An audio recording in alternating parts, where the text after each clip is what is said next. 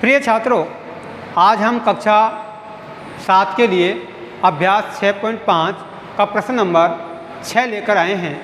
वो देखिए, प्रश्न नंबर 6, त्रिभुज PQR में कोण Q बराबर 25 डिग्री तथा कोण R बराबर 65 डिग्री है। निम्नलिखित में कौन सा कथन सत्य है? यहाँ आपके लिए पहला प्रश्न, दूसरा, तीसरा। आपको यह बताना है कि यह कथन सत्य है या असत्य है। आपको यहाँ बगल में चित्र भी दिया हुआ है, एक त्रिभुज दिया हुआ है, उसके दो कोण आपको Q 25 और R बराबर 65 दिए हुए हैं। तो पहले तो ये देखिए कि क्या यह त्रिभुज समकोण है या नहीं, P का मान कितना है। तो हम जानते हैं कि त्रिभुज के तीनों कोणों का योग 180 डिग्री होता है। हल, कोण P प्लस कोण Q प्लस कोण R बराबर 180 डिग्री। चूँकि त्रिभुज के तीनों कोणों का योग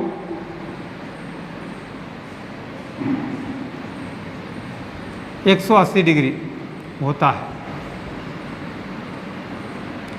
तो कोण P प्लस कोण Q 25 डिग्री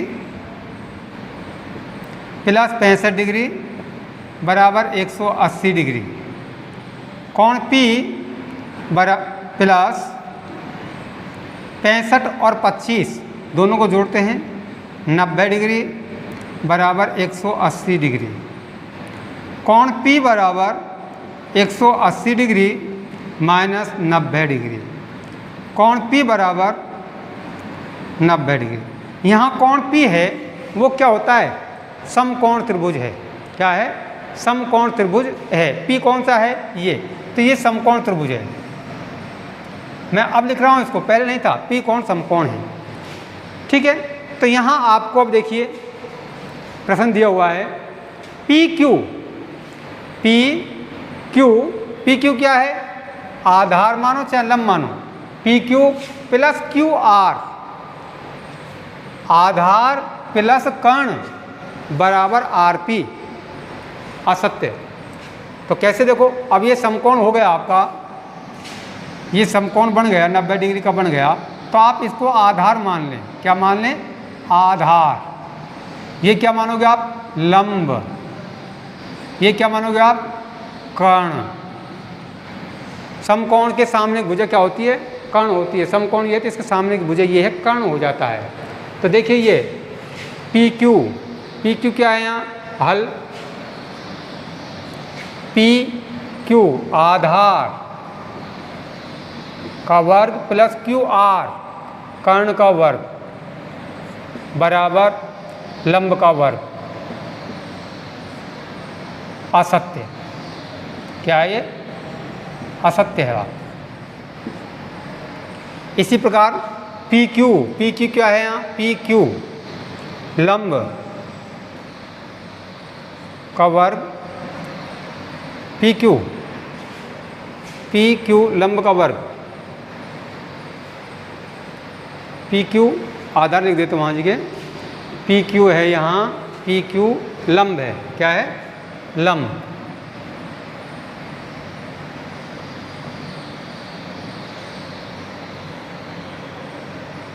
लंब है, चलो ठीक है, लंब है।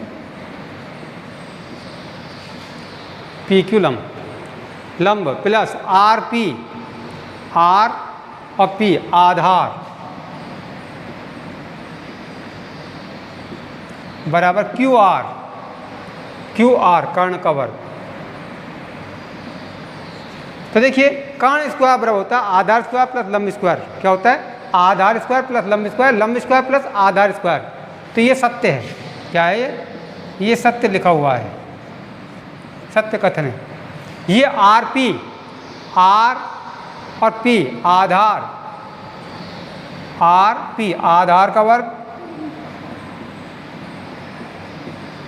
प्लस QR कर्ण का वर्ग बराबर पी क्यू लंब का वर्ग। ये भी क्या है? असत्य है।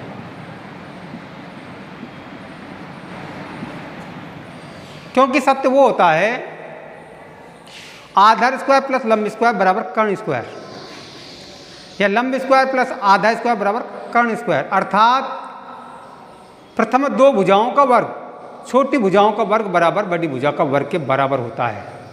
क्या होता है? समकोण त्रिभुज में छोटी दो भुजाओं के वर्गों का योग प्लस बड़ी भुजा का वर्ग के बराबर होता है। इसके बाद में आता है प्रश्न नंबर 7। तो देखिए प्रश्न नंबर 7, एक आयत की लंबाई 40 सेमी है तथा उसका एक विकर्ण 41 सेमी है, इसका परिमाप ज्ञात कीजिए। तो देखिए एक आयत है, ये आयत है मान लीजिए। आयत का प्रत्येक कोण समकोण होता है, आमने सामने की भुजाएं समान होती है। तो ए बी सी और डी ये एक आयत है। आयत की भुजा, आयत की लंबाई 40 सेमी, ये 40 सेमी है। एक विकर्ण AC ये 41 सेमी है। अब आयत का प्रत्येक कोण कैसा होता है? समकोण होता है। ये 90 डिग्री कोण है। क्या बन जाएगा? 90 डिग्री का कोण बन जाएगा। अब हमारे पास में समकोण त्रिभुज ABC, यहाँ आधार 40 है, कर्ण 41 है, आपको BC ज्ञात करनी है। ठीक है, हल ABCD एक आयत बना था, ABCD एक आयत बनाया, आयत बनाया, उस पर नाप व नाम अंकित किया।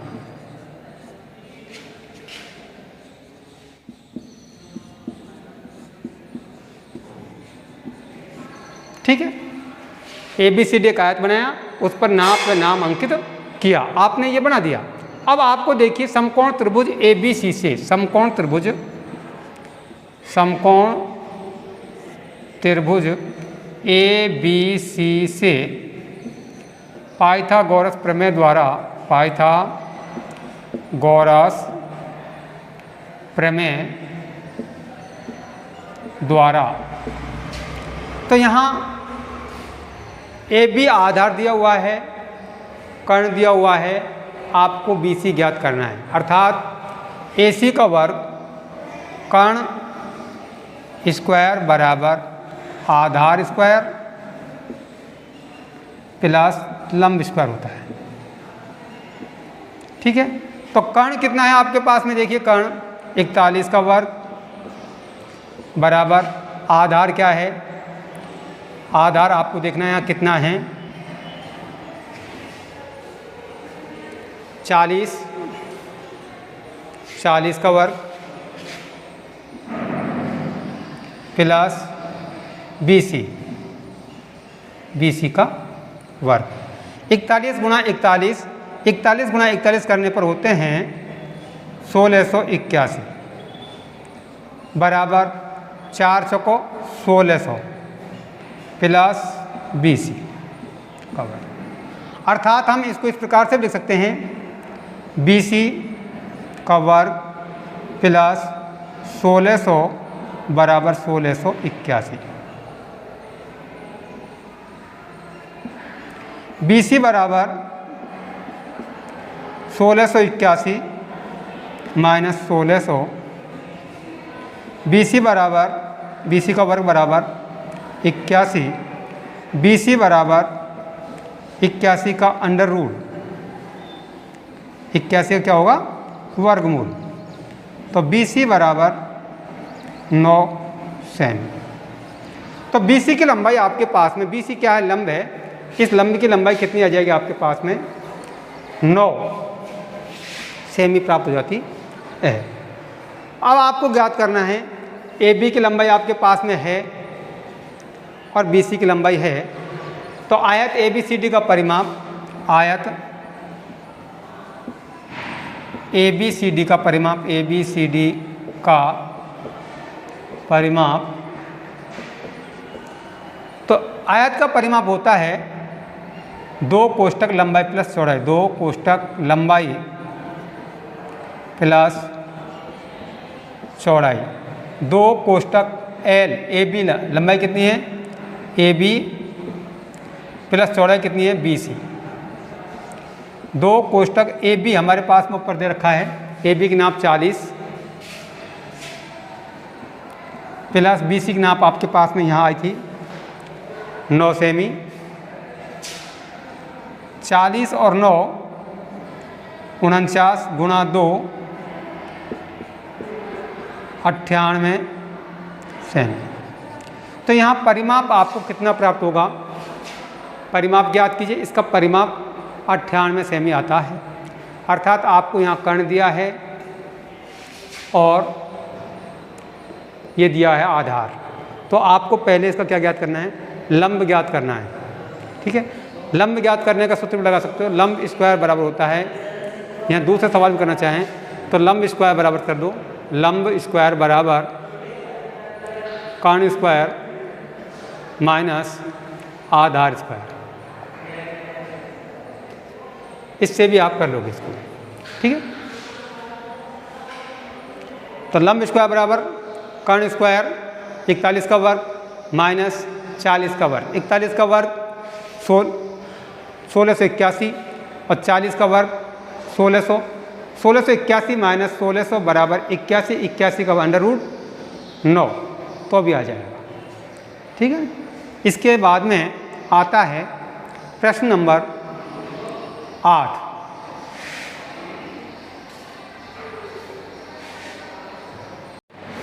तो अब देखिए आप प्रश्न नंबर 8, एक समचतुर्भुज के विकर्ण 16 सेमी तथा 30 सेमी है, इसका परिमाप ज्ञात कीजिए।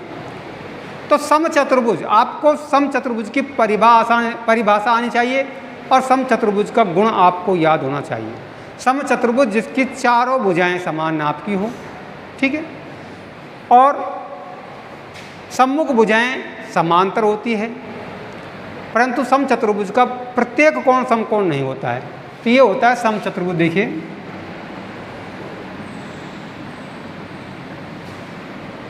ये समचतुर्भुज है, क्या है ये, समचतुर्भुज है। ठीक है, ए बी सी और डी, बर्फी की चौकी जैसा होता है समचतुर्भुज।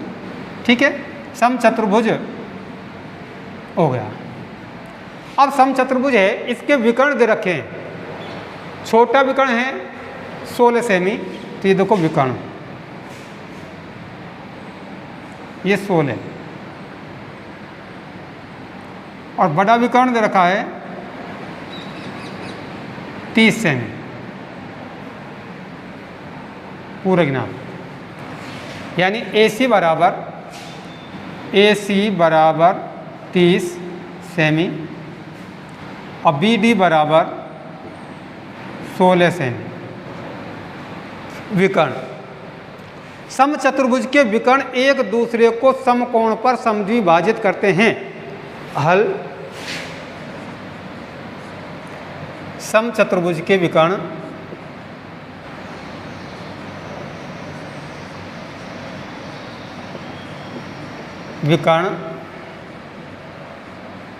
एक दूसरे को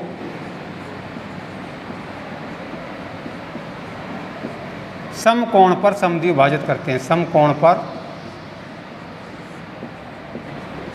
समद्विभाजित करते हैं।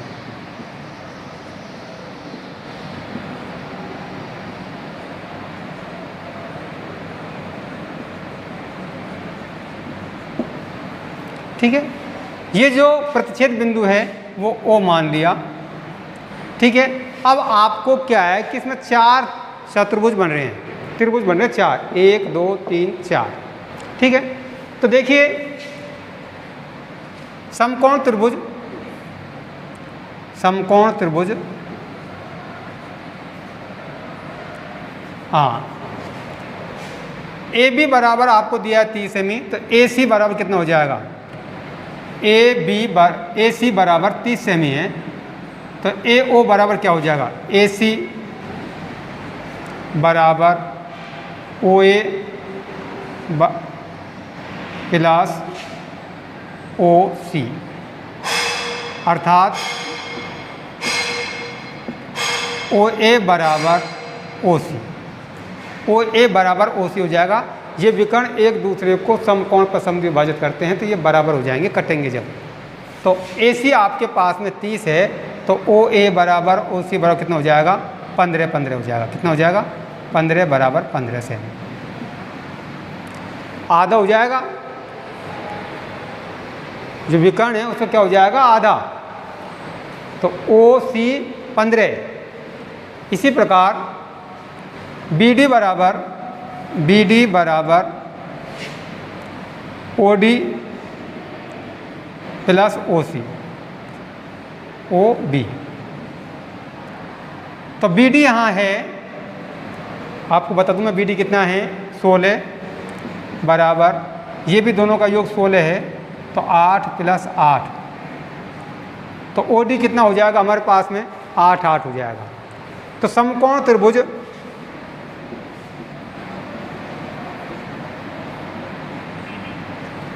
अब इसमें से कोई सा भी आप ले लो, ए बी ओ से ले लो, समकोण त्रिभुज ए ओ बी से, ए ओ बी से, समकोण त्रिभुज ए ओ बी से पाइथागोरस प्रमेय द्वारा, पाइथागोरस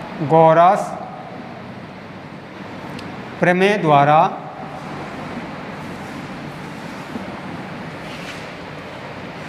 तो आपको यहाँ कर्ण ज्ञात करना है। क्या ज्ञात करना है? कर्ण डी सी बराबर, तो देखिए कर्ण डी सी बराबर डी सी स्क्वायर बराबर ओ सी का वर्ग प्लस ओ डी का वर्ग। डी सी क्या है? ये कर्ण स्क्वायर बराबर, अब यहाँ देखिए ओ सी का वर्ग, ओ सी ये प्लस ओ डी ये, तो यहाँ देखिए डी सी बराबर डी सी स्क्वायर बराबर ओ सी कितना है? आप देखिए ओ सी 15 का वर्ग प्लस ओ डी यहाँ देखिए कितना है? ओ डी 8 का वर्ग। तो डी सी बराबर 225 प्लस 8 × 8 = 64, डी सी स्क्वायर बराबर, इन दोनों को हमें जोड़ना है, 5 × 4 = 9, 6 और 2 8, 2 का 2 = 2, और डी सी बराबर 289 का अंडर रूट, डी सी बराबर 17 सेमी।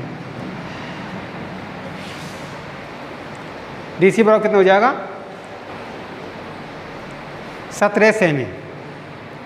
अब यहाँ आपसे पूछ रहा है परिमाप, समचतुर्भुज का परिमाप, समचतुर्भुज का परिमाप।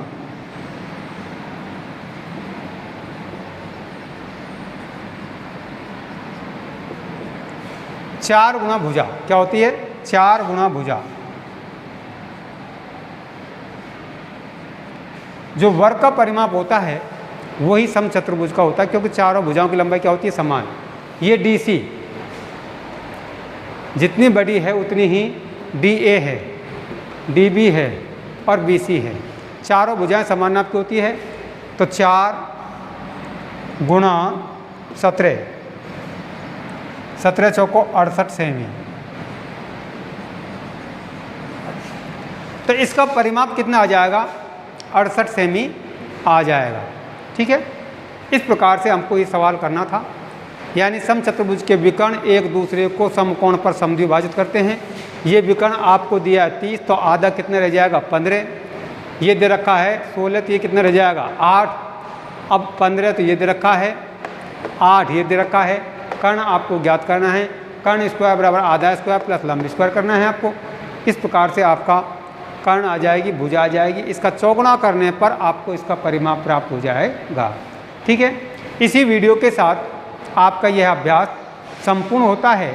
अगले वीडियो में हम आपके लिए नया अध्याय, नया अभ्यास लेकर आएंगे। तब तक के लिए धन्यवाद।